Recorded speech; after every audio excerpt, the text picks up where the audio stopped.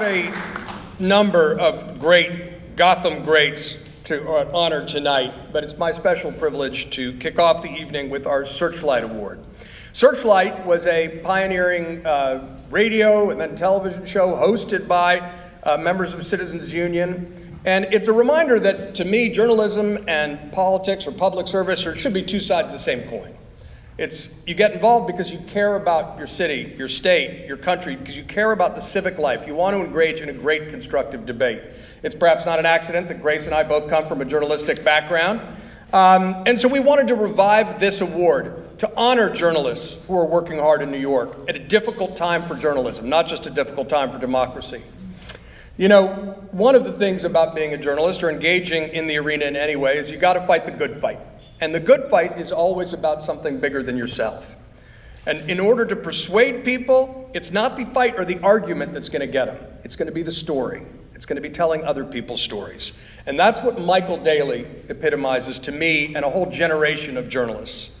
Michael Daley is a classic Metro columnist at a time when that has fallen out of favor and out of fashion. To some extent, he's the last of the Mohicans, but he follows in the footsteps of a great tradition of deadline artists like Murray Kempton and Jimmy Breslin, people who understood that you've got to always fight fear with facts and report absolutely independently. And I had the experience and the honor of working with Mike Daley at the Daily Beast, and he was also extraordinary as a mentor of young journalists. So generous with his time, and always told people, you never look down at people, you never talk up to people, you talk to them eye to eye. And that's where the good fight comes from. So if there's anyone I wanted to kick this award off in its new incarnation, it's a man I believe who is the conscience and the soul of New York journalism, Michael Daley.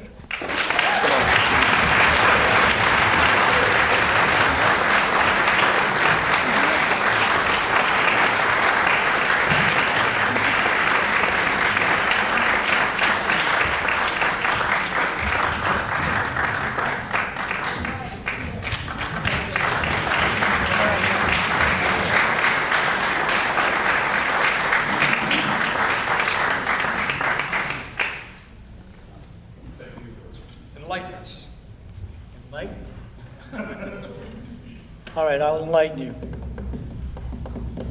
That's what I do. I had the privilege and honor of being a New York City newspaper columnist. I guess I may even be one of the last, or the very last. There were other greats. And when you're doing that, your world ends at the Hudson River. That's it. You know, you don't even know about the rest of it. And I was at the Daily News in a time when we owned the city. It was our town. We had a guy, Henry Lee, that when he mentioned the New York Times, he'd write the New York Times, comma, a small English language daily headquartered on Manhattan's West Side. And one time they called it a complaint. He said, "You only sell 30,000 newspapers in the Bronx. You call that a freaking newspaper?" And that was us. But unfortunately, a few things happened. But people stopped reading newspapers in the subway. I mean, it used to be, you'd write something, I can't tell you what a great romance it was. You're sitting there typing something, and then the next morning you see people reading it.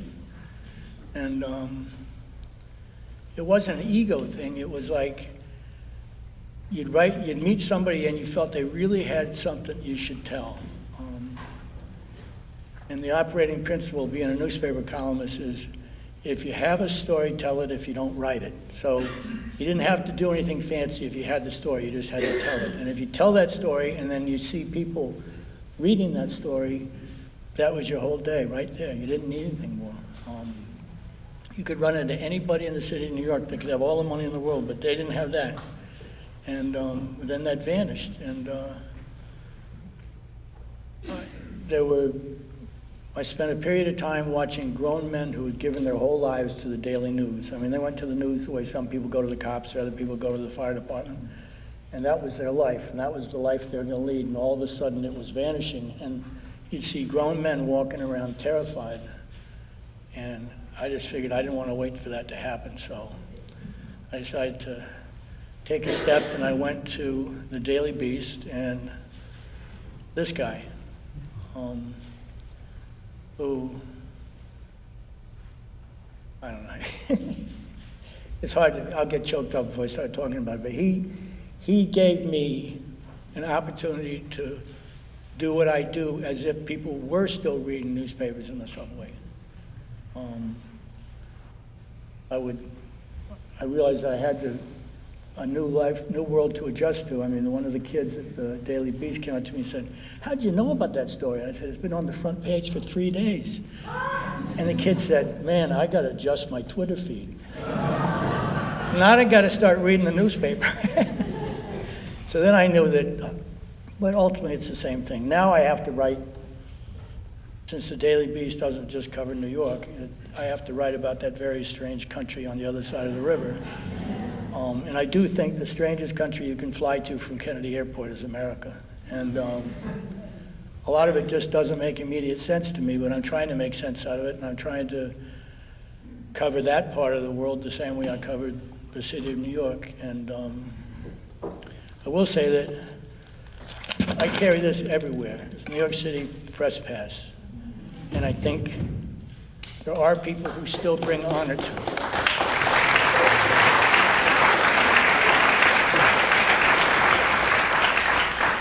Now I'm going to start crying. Mike Daley. Thank you. Thank you.